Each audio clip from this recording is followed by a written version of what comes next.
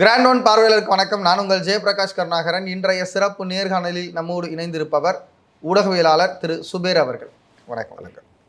சமீபத்தில் அதிமுகவில் பல பிளவுகள் அல்லது பல தலைவர்கள் பேசுகிறத நம்மளால் பார்க்க முடியுது. குறிப்பாக செல்லூர் ராஜு விஜய் அவர்கள் அதிமுக ஆதரித்தா நல்லா இருக்குன்ற இடத்துக்கு போகிறாரு. விஜய் அவர்களை உள்ளே கூப்பிட்டுருக்காரு. ராகுல் காந்தி கூட வர சொல்கிறாரு. கிட்டத்தட்ட அவர் ஏற்கனவே தேர்தலுக்கு முன்பாகவே ராகுல் காந்திக்கு ஒரு வீடியோ போட்டிருந்தார், ஒரு பதிவு ஒன்று போட்டிருந்தார். அவர் நான் பார்த்து வியந்த மிக எளிமையான தலைவர் அப்படின்ற மாதிரிலாம் போட்டிருந்தார். இதை நம்ம ஏற்கனவே பார்த்துருந்தது. ஆனால் இப்போது சசிகலாவுடைய ஸ்டாண்டு அல்லது அவங்களுடைய கை என்பது ரொம்ப உயர்ந்திருக்கு. அவங்க ப்ரெஸ் மீட் கொடுக்க ஆரம்பிச்சிட்டாங்க. முன்னாடிலாம் அது ரொம்ப கம்மியாக இருந்தது. தேர்தல் நேரத்துக்கும் அதுக்கு முன்னாடியும் கடந்த ஒரு ஆண்டு 2 ஆண்டு ரொம்ப கம்மியாக இருந்தது. இப்போது சசிகலா கை ஓங்குறதுனால மீண்டும் அதிமுக ஒன்று சேருமா? இதை எப்படி பார்க்குறேன்? இல்லை, சசிகலா அவங்க ஆசைப்படுறாங்க. அதிமுக பிளவுபட்டு போய் நிற்கிறதுனால இன்னைக்கு நம்ம தொடர்ந்து தோல்வி தந்துச்சுட்டு இருக்கோம். 10 முறை தோல்வி அப்படிங்கிறத அவங்க சொல்கிறாங்க. நம்ம பிளவுபட்டிருக்கிறதுனால தான். ஆனால் இன்றைக்கும் அதிமுக ஒரு வலுவான எதிர்க்கட்சியாக தான் இருக்குது. 20% வாக்குகள் வச்சிருக்கு. நடந்து முடிந்த நாடாளுமன்ற தேர்தலில் கூட அதிமுக நம்மளுடைய செல்வாக்கு இழக்கலை. ஒரு வலுவான எதிர்க்கட்சி, திமுகவுக்கு அடுத்து ஒரு வலுவான எதிர்க்கட்சினா அதிமுக தான். அது 20% வாக்குகள் வச்சிருக்கு. அது ஒன்றும் மாற்று கருத்து கிடையாது. இது பிரிஞ்சிருக்கவங்க சேர்த்தாங்கன்னா இன்னும் வலுவாகவும் ஆட்சி அமைப்பதற்கு அவங்க பயனுள்ளதாக இருக்கும். வெற்றி ஈஸியாக பண்ண முடியும். அதனால் நீங்கள் பிரிஞ்சு போனவங்களாம் ஒன்று சேரணும் அப்படிங்கிறாங்க. பிரிஞ்சு போனவங்க ஒன்று சேரணும் அப்படின்னா அவங்க குறைந்தபட்சம் தினகரனே ஒன்று சேர்க்க முடியல. ஆமாம், தினகரன் இப்போ வேற ஒரு அணியாக இருக்கார். இப்போ நீங்கள் இந்த கதையை இப்போ எடுத்துக்கிட்டிங்கன்னா நிறைய சீரியலை காட்டிலும் பயங்கர ட்விஸ்டான கதை. ஜெயலலிதா அவர்கள் 2016 ஆட்சிக்கு வர்றாங்க. உடல்நிலை சரியில்லை, அப்பளோவில் சேர்க்குறாங்க. கொஞ்ச நாள் உள்ளே வச்சுருக்காங்க. அப்பப்போ போயிட்டு வருவாங்க. வெளியில் மீடியா நிற்கும். பார்த்தாங்க, இட்லி சாப்பிட்டாங்க, தோசை, இது இப்படியே போச்சு. இப்போ ஒரு நாள் திடீர்னு ஒரு மிட் நைட் அவங்க இறந்து போயிட்டாங்கன்னு சொன்னாங்க. அதுக்கு பிறகு அரசியலில் ஒரு பெரிய பரபரப்பு ஏற்படுச்சு. சசிகலா முதலமைச்சராக ஆக போகிறாங்க அப்படி இன்றைக்கி டேட் அப்படின்னோடனே அது வேகமாக வழக்கு பிடிச்சி சுப்ரீம் கோர்ட்டில் அவங்க தீர்ப்பாகி போச்சு. அவங்கள பரப்பராக சிறையில் போய் அடைக்கிறாங்க. போகிறப்போ என்ன பண்ணுறாங்கன்னா, எடப்பாடி பழனிசாமியை முதலமைச்சர் ஆக்கிட்டு போகிறாங்க. தினகரன் அதுக்கு சப்போர்ட்டாக இருக்கிறாங்க. இது 2 பேரும் சப்போர்ட்டாக இருக்கிறாங்க. தினகரனும் சசிகலாவும் சேர்ந்து தான் எடப்பாடி பழனிசாமி முதலமைச்சர் ஆகிறாங்க.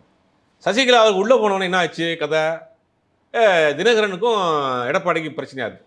அப்போ தினகரன் முதல்ல எடப்பாடி பழனிசாமியோட ஆர்கே நகர் தேர்தலில் பிரச்சாரம் பண்ணுறாரு. அதை தொப்பி சின்னம் கிடைக்காத காசு கொடுத்ததுனால அவர் அரெஸ்ட் பண்ணுறாங்க. அதுக்கு பிறகு எடப்பாடி பழனிசாமி தேர்தல் ரத்தாகுது. திருப்பி குக்கர் சின்னத்தில் நிற்கிறாரு. அப்போ எடப்பாடி பழனிசாமி ஆப்போசிட்டாக வளர்ச்சிக்கிறாரு. இது எல்லாமே 6 மாதம் வருஷத்துக்குள்ள எடப்பாடி ஓபிஎஸ் ஒன்று சேர்த்துட்டாங்க.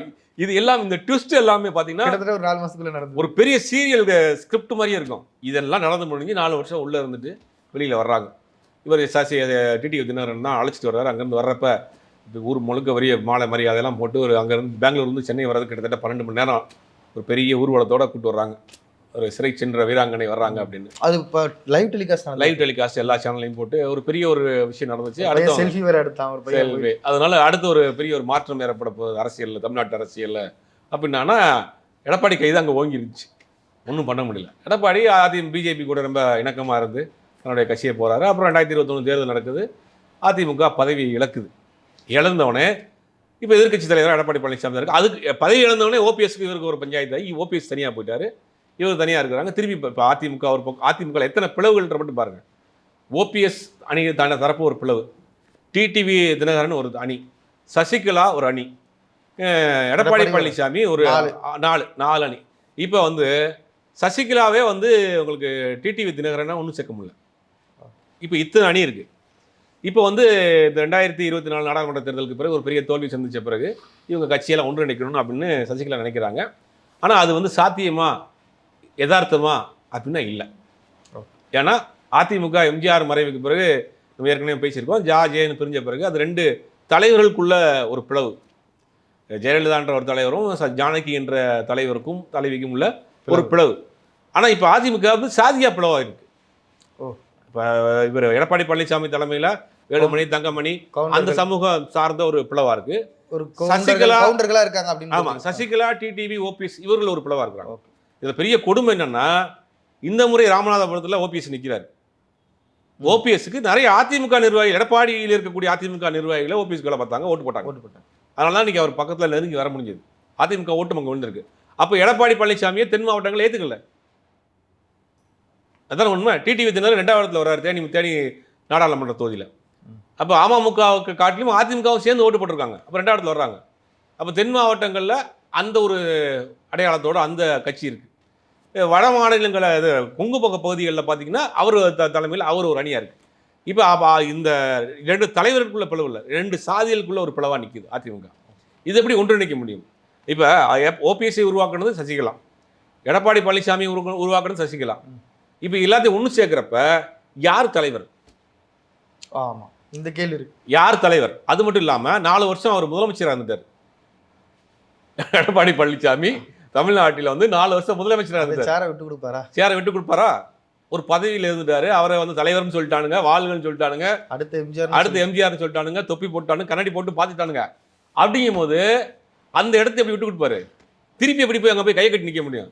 சசி, இப்போ நான் தான் ஓனரு, 2 பேரை மேனேஜராக வைக்கிறேன், 2 பேர் என்னை காலேஜ் வந்து 2 பேர் ஓனர் ஆகிட்டாங்கன்னு வச்சுங்க. இப்போ திருப்பி ஓனர் வர்றப்ப 2 பேருக்கு அலாட்டாக இருக்குமா இல்லையா? இப்போ ஒன்றிணைக்கிறேன்னா எப்படி ஒன்றிணைப்பாங்க? இவங்களே இறங்கி வந்து செப்பா நீங்களே இருந்துக்குங்க அப்படின்னா கூட இவங்க 2 பேரும் எப்படி ஒன்று சேருவாங்க? இப்போ அவர் அமமுகன்னு அவர் ஒரு கட்சி நடத்திட்டு இருக்காரு, அதுக்கு எல்லா நிர்வாகிகளும் போட்டாரு. அது ஒரு 5 வருஷம் எவ்வளோ பெருசுங்க. ஆமாம், 5 வருஷம் ஒரு நிர்வாகிகள் போட்டு அது தனி கட்சியாக செயல்பட்டு இருக்கு. இப்போ அமமுக வந்து அதிமுக இணைப்பாரா? இப்போ எப்பயுமே பார்த்தீங்கன்னா சசிகலா வந்து ஆன்டி பிஜேபி மைண்ட் செட்டு தான் அவங்க ஆரம்பத்திலே. அந்த விஷயத்தில் நம்ம சசிகலா வந்து உண்மையிலேயே பாராட்ட வேண்டிய விஷயம். ஒரு சிம்பிள் மேட்டர் என்னென்னா, ஜெயலலிதா அவர்கள் மறைவுக்கு பிறகு சசிகலா முதலமைச்சர் ஆக போகிறாங்க. பதவி ஏற்பாடுகள் நடந்துட்டு இருக்கு. வழக்குகள் வந்து உச்சநீதிமன்றத்தில் இவ்வளோ வேகமாக 24 மணி நேரத்தில் வழக்கு நடந்து முடிஞ்சு தீர்ப்பு சொல்ல மாட்டாங்க. பார்த்துருவோம், வழக்குகள் வந்து வருஷக்கணக்கில் நடக்க நம்ம பார்த்துருப்போம். இவங்க பதவி ஏற்கிறான்னு சொல்லி 48 மணி நேரத்துக்குள்ள வழக்கு தீர்ப்பு வந்துருச்சு.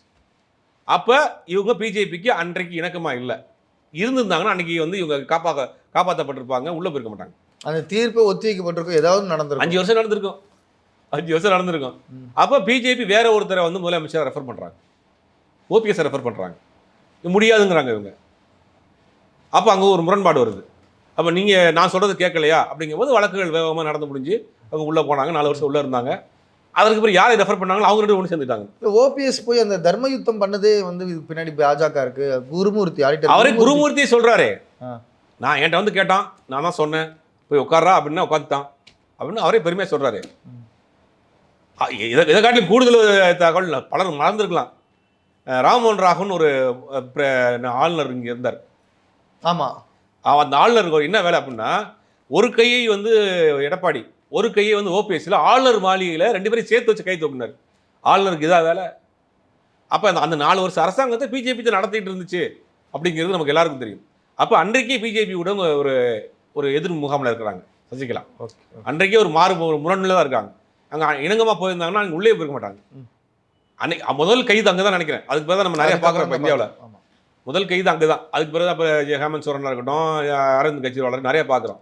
அப்போ அந்த முதல் வேட்பாளரே உள்ள போனது அன்னைக்கு தான். ஆமாம், நாளை கழிச்சு பதவி ஏற்க போகிறோன்னு நீங்கள் அரெஸ்ட்டு அப்படிங்கும் போது அப்போ வந்து சசிகலா வந்து என்றைக்குமே வந்து ஒரு பிஜேபியினுடைய எதிர்மறையான ஒரு சிந்தனை உள்ளவங்க தான். ஏன்னா அனுபவிச்சுட்டாங்க இல்லையா? அப்போ இது வந்து ஓபிஎஸ் கூட ஒத்து போகாதல்ல. அது ஒரு அதைத்தான் சொல்கிறேன். சாதி ரீதியாக ஒரு பிளவு, கொள்கை ரீதியாக ஒரு பிளவு, என்னதான் இருந்தாலும் சசிகலாவை பொறுத்த வரைக்கும் அவங்க திராவிட சித்தாந்தத்தில் உள்ள ஆள். அதை நீங்கள் மாற்று கருத்து சொல்ல முடியாது. பிஜேபிக்கு ஒரு நேர் எதிரான ஒரு மனநிலையில் உள்ளவங்க. அது நேரடியாக எதுக்கவும் செய்கிறாங்க. ஜாதி மதங்களை தாண்டி கட்சியை ஒன்றிணைக்கணும்னு ஆசைப்படுறாங்க. அதில் தவறு கிடையாது. ஆனால் இங்கே பிரிஞ்சு போயிருக்கிறது என்னென்னா, ஜாதியாக பிரிஞ்சு போயிருக்கு, மதமாக பிரிஞ்சு போயிருக்கு. சசிகலாவினுடைய நோக்கம் நல்ல நோக்கம், ஆனால் நிறைவேறுமாங்கிறது சந்தேகம். ஆனால் இதை பார்க்குறப்ப நீங்கள் இது சித்தாந்தமே வேறு வேறையாக இருக்குது. எடப்பாடி பிஜேபிக்கு ஒரு ஃபேவராக தான் இருக்கார், ஓபிஎஸ் ஒரு ஃபேவராக தான் இருக்கார். இந்த பக்கம் டிடிவி நேரடியாகவே அந்த கூட்டணியில் இருக்கிறார்.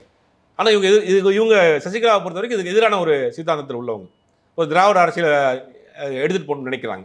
அப்படிங்கும்போது இதெல்லாம் சேருவதற்கான வாய்ப்புகளே இல்லை.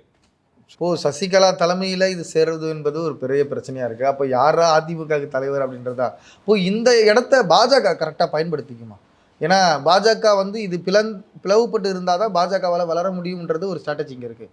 இப்போ அதை வந்து பாஜக பயன்படுத்திக்குமா? எப்படி பிளவுபடுத்தியதே பாஜக தானே. என்ன பிளவுபட்டுருச்சுடா? பிளவுபடுத்தியதே பாஜக. அதாவது தமிழ்நாட்டை பொறுத்த வரைக்கும் அதிமுக 2 பேரும் வலுவாக இருக்கும். திமுக வந்து ஒரு பகுத்தறிவு சித்தாந்தம், பெரியாருடைய கொள்கைகள், அண்ணாவுடைய ஒன்றே குலம் ஒருவனை தேவன். பெரியார் என்ன சொன்னாரோ கடவுள் மறுப்பில் இருந்தார். அண்ணா என்ன சொன்னார், ஒன்றே குலம் ஒருவனை தேவன்னார். திமுக என்னன்னா ஒன்றே குலம், அதனுடைய கெப்பாசிட்டி. நீங்கள் எந்த மதம் வேணாலும் கும்பிடுங்க, எந்த சாமி வேணாலும் கும்பிடுங்க, அது உங்களுடைய தனிப்பட்ட விருப்பு. அதிமுக அதை அப்படியே பார்த்தீங்கன்னா அது வந்து பிரிஞ்சு போன அதிமுக என்னன்னா நேரடியாகவே வந்து அது ஒரு கடவுள் ஏற்றுக்கொள்ளக்கூடிய சித்தாந்தத்தை கொண்டு வரக்கூடிய ஒரு கடவுள் நம்பிக்கை உள்ளவர்கள் வெளிப்படையாகவே இருப்பாங்க. ஆமாம், அப்படிங்கும் போது இந்த ஆட்களை வந்து ஈஸியா நீங்க வந்து கேரி பண்ணிடலாம் பிஜேபி. ஓகே, நம்பிக்கை இருக்கிறத கொஞ்சம் அப்படியே ட்விஸ்ட் பண்ணி விட்டோம்னா பிஜேபியுடைய ஆர்எஸ்எஸ்னுடைய ஐடியாலஜி எப்படின்னா, நேரடியாக போய் நான் ஆர்எஸ்எஸ் வந்திருக்கேன், இதான் என் கொள்கை, இதான் எங்கள் சித்தாந்தம், நீங்கள் வாங்க. இப்போ தீகாவை எடுத்துட்டீங்கன்னா திராவிட கழகத்தோட பிரிண்ட் அவுட்ஸ் கொடுப்பாங்க. பிரிண்ட் அவுட்ஸ் கொடுத்து பெரியாருடைய கொள்கையில் படிங்க, உங்களுக்கு ஈர்ப்பு தான் வாங்க, அந்த புத்தகம் கொடுப்பாங்க. ஆர்எஸ்எஸ் இது வரைக்கும் தன்னுடைய புத்தகத்தை எங்கேயா கொடுத்துருக்கா?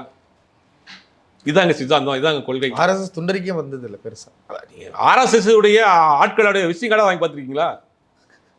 அவங்க மறைமுகமா ராமசீனிவாசன் இப்போ மதுரை வேட்பாளரே சொல்றாரு, ஒரு தலித் கிராமம் முழுவதுமா இருந்துச்சு, அந்த உள்ளே போக முடியல எங்களுக்கு, அப்போ நாங்கள் விளக்கு பூஜை பண்ணுறோம்னு சொல்லி உள்ளே போனோம், உள்ளே போய் தான் நாங்கள் எங்களுடைய கட்சியை வளர்த்தோம் அப்படிங்கிறாரு.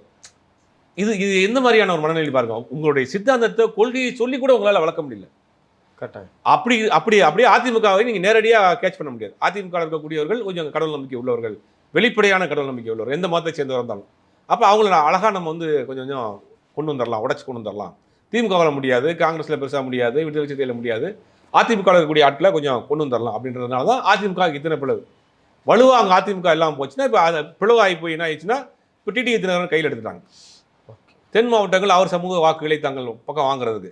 இப்போ 2024 நடந்த தேர்தலில் 11% நாங்கள் வாங்கியிருக்கோம், 11% வாங்கியிருக்கோம்னா அது எல்லா கட்சியுடைய கூட்டணி ஓட்டு தான். இப்போ அவங்க கட்சியினுடைய நேரடியாக என்ன வேட்பாளர்கள்லாம் பலர் டெபாசிட் போயிருக்காங்களே. அந்த கட்சியினுடைய துணைத் தலைவராக இருக்கிறவர், முக்கியமான பெரும் பேச்சாளராக இருக்கக்கூடிய ஆட்கள் எல்லாருமே டெபாசிட் போயிருக்காங்களே. கொங்கு மண்டலத்தில் அங்கே ஸ்ட்ராங்காக இருக்கணும்னு சொல்லக்கூடியவர் நாமக்கல்ல டெபாசிட் போயிருக்கு, திருப்பூரில் டெபாசிட் போயிருக்கு. அப்படிங்கும்போது பாஜக வளர்றதுக்கு இன்றைக்கி தமிழ்நாட்டில் பெருசாக வாய்ப்பு இல்லை. அதிமுகவை தன் பக்கம் இழுத்து அதை கொஞ்சம் அரவணைச்சு அது அந்த போர்வையில் உள்ள போகணுன்றதான் முயற்சி பண்ணுறாங்க. அதுதான் அவங்க 2014 போட்ட பிளான். ஓகே, இப்போ விஜய் இதுக்குள்ளே வராரு, அது எப்படின்னு தெரியல. ஏன்னா விஜய் வராரு அப்படின்றத யாருமே ஏற்றுக்க முடியாதுல்ல, ஒரு அதிமுக தொண்டரை கூட ஏற்றுக்க மாட்டாங்கல்ல. இல்லை, விஜய் வராருன்றது, விஜய் இயக்குவது வந்து பிஜேபி தான். நான் ஆரம்பத்தில் சொல்லிட்டு இருக்கேன். 1.5 வருஷத்துக்கு முன்னாடி ஒரு சேனலில் முதல்ல விஜய் கட்சி ஆரம்பிக்க போகிறான்னு நான் ஃப்ளாஷ் பண்ணேன். நம்ம பனையூரில் மீட்டிங் நடக்குது, கட்சி ஆரம்பிக்க போகிறாரு, 2024 தேர்தலில் கண்டெஸ்ட் பண்ண போகிறாரு, 2024 தேர்தலில் போட்டி போடுவார் தொகுதியில் நான் தான் சொன்னேன். அதற்கு பிறகு சொன்ன பிறகு ஒன்றா நடந்துகிட்டு இருக்கு. பிஜேபி வந்து இளைஞர்கள் வாக்கை அதை வந்து ஸ்பாயில் பண்ணணும், ஸ்பிளிட் பண்ணி விடுறது. அதுக்கு விஜயை வச்சு அந்த வேலையை பண்ணுறாங்க. 18 24 25 வயசுக்குள்ள இருக்க first time voters, second time ஓட்டர்ஸோடைய ஓட்டை வந்து ஸ்ப்ரெட் பண்ணி விடணும். அதிமுக திமுகவுக்கு பேரக்கூடாது. அப்படிங்கிற ஒன்று நான் தமிழர் அல்லது விஜய் அது ஒரு 10% ஓட்டு வரும், அது குறைஞ்சபட்சம். அந்த ஓட்டை வந்து அவங்க ஸ்பாயில் பண்ணுறதுக்கு விஜய் வச்சு பயன்படுத்துகிறாங்க. விஜய்க்கே தெரியும் நம்மளால முதலமைச்சர் ஆக முடியுமான்னு. கட்சி ஆரம்பிச்சு 2 வருஷத்தில் வருவாங்க. 40 வயசு ஒருத்தர் இருக்கார் அப்படின்னா அவர் கிட்டத்தட்ட ஒரு 3 முறை 4 முறை ஓட்டு போட்டிருப்பாரு, குறைஞ்சபட்சம் 5 முறை போட்டிருப்பாரு. அவர் அதிமுக மாற்றி அவர் எப்படி விஜய்க்கு போடுவார்? விஜயினுடைய கொள்கை எப்படி ஈர்த்து அவரை ஓட்டு போட முடியும்? நீங்கள் என்ன சித்தாந்தம் சொல்லி ஓட்டு போடுவார் அவர். இப்போ அந்த ஓட்டை நீங்கள் வாங்க முடியாது. இந்த first time voter 2K kids நண்பா நண்பிகள் ஓட்டையை வந்து காற்றுல பறக்க விடுறதுக்கு இந்த வேலையை செய்கிறாங்க. அதுக்கு ஏதோ ஒரு நிர்பந்தம், விஜய்க்கு ஒரு நிர்பந்தம் இருக்குது, ஏதோ ஒரு நிர்பந்தப்படுத்தியிருக்கிறாங்க அப்படிங்கிறத மட்டும் தெரியுது. அது போக அதிமுக அழைக்கிறத நம்ம எப்படி ஏற்றுக்க முடியும்னு கேட்குறேன். அதிமுகவுக்கு இப்போ வந்து யாராவது கை கொடுத்துட மாட்டாங்களா? ஓகே, யாராவது வந்து நம்மளை கரையேற்ற மாட்டாங்களா? அவர் என்ன ஸ்பெசிஃபிக்காக சொல்கிறாருன்னா, எம்ஜிஆர் போல சினிமாவில் உழைச்சதை மக்களுக்கு செலவு பண்ண விஜய் வந்திருக்காருன்றாரு. உண்மையாக விஜய் அப்படிதான் பண்ணுறாரா? சினிமாவில் உழைச்சதை இங்கே மக்களுக்கு செலவு, சினிமாவில் உழைச்சதை 4 கல்யாண மண்டபம் கட்டியிருக்காரு, அவர் பேரில் கல்யாண மண்டபம் கட்டியிருக்காரு. சினிமாவிலேயே போடல அவர், அதான் பெரிய விஷயம். ப்ரொடியூசர் கூட பண்ணவே இல்லை இது வரைக்கும். சினிமாவில் நான் 100 கோடி சம்பளம் வாங்கினேன்னா ஒரு 50 கோடி எடுத்து வச்சு வருஷத்துக்கு 2 படம் பண்ணுறாரு, 200 கோடி ரூபா. ஒரு 50 கோடி எடுத்து வச்சு ஒரு புது இயக்குநர்களுக்கு புது வாய்ப்பு கொடுப்போம், ஒரு படங்கள் பண்ணுறோம் அப்படின்னு தான் பண்ணிட்டு இருக்காரு. இது வரைக்கும் எதுவும் கிடையாது. கமலஹாசனாவது வேற எந்த தொழிலும் கிடையாது கமலஹாசனுக்கு. கிட்டத்தட்ட 50 வருஷமா தான் சம்பாரிச்ச காசை பூரா திருப்பி சினிமா தான் எடுத்துக்கிட்டு இருக்காரு. விஜய் சம்பாரிச்சு லண்டனில் பிஸ்னஸ் ஆரம்பிப்பார், இங்கே கல்யாண மண்டபம் கட்டுவார். ஒரு படமாக சொந்த படம் எடுத்துருக்காரா? 10 பேருக்கு வேலை கொடுத்துருக்காரா? ரஜினி மேலே நீங்கள் வந்து விஜய் வந்து மற்ற ஆட்கள் செய்யணும், பொதுமக்களுக்கு செய்யணும். அவர் சார்ந்த இண்டஸ்ட்ரிக்கு ஏதாவது செஞ்சிருக்காரா? இது வரைக்கும் என்ன செஞ்சிருக்கேன்? ஒன்றும் செய்யலை. அதேதான் உனக்கும் அந்த நிலைமை தான். இப்போ அதிமுகவை பொறுத்த வரைக்கும் ஏன் விஜயை கூப்பிட்றாங்க அப்படின்னா, அதிமுக கொஞ்சம் பலகீனமாக இருக்குது, பிரிவுகளாக பிரிஞ்சிருக்கு. இப்போ இந்த மாதிரியான ஒரு இளைஞர்கள் வர்றப்போ அப்படி நமக்கு ஒரு புத்துணர்ச்சி வரும், கட்சி மீண்டும் வந்துருன்ற ஒரு ஆசையில் ஆர்வத்தில் விஜயை கூப்பிட்றாங்க, அஜித்தை கூப்பிட்றாங்க. யாராவது வந்து காப்பாத்திருங்க, கடலில் தத்தளிச்சிட்டு இருக்க யாராவது கை கொடுங்க அப்படின்ற மாதிரி தான், துண்டை போடுங்கடான்ற மாதிரி தான் இன்னைக்கு அவங்க நிலைமை. உண்மையிலேயே வந்து அதிமுக இந்த நிலைமைக்கு இருக்கிறது வருத்தத்திற்குரிய விஷயம். ஓகே. ஆனா அதுக்கான தலைவர்கள் தான் காரணம். அதுக்கு தலைவர்கள் தான், தலைவர் முழுக்க தலைவர்கள் தான் காரணம். அதிமுக நம்மளை போன்ற ஆட்கள் சொல்ல வேண்டிய விஷயம், அதிமுக வலுவா ஆகணும். திமுக அதிமுக தான் தமிழ்நாட்டில் இருக்கணும். இந்த 2 கட்சிகள் தான் மாறி மாறி ஆட்சி செய்யணும். 2 கட்சிகள் தான் மாறி மாறி தன்னுடைய குறை நிறைகளை பேசணும். அதிமுக வலுவடையணுங்கிறதா நம்மளுடைய ஆசை. ஆனால் காலம் தான் அது முடிவு. கட்டாயம் பார்ப்போம். அதிமுக வலுவாக ஆகணும் அப்படின்றது உங்களுடைய ஆசை அப்படின்றீங்க. அது எப்படி நடக்க போகுது? தலைவர்கள் தன்னுடைய ஈகோயிஸ்டுக்கெல்லாம் எல்லாத்தையும் தூக்கி ஓரம் போட்டுட்டு ஒன்று சேர்ந்தால் தான் அது முடியும். அல்லது அவர்களுக்கு பின்பாக இருக்கிற அந்த சாதிய பற்றுகளை தூக்கி போட்டால் தான் அது நடக்கும்ன்றது. ரொம்ப நன்றி சார். மிக தெளிவான பார்வை முன்வைத்தீங்க. நேரத்துக்கும் கருத்துக்கும் மிக நன்றி.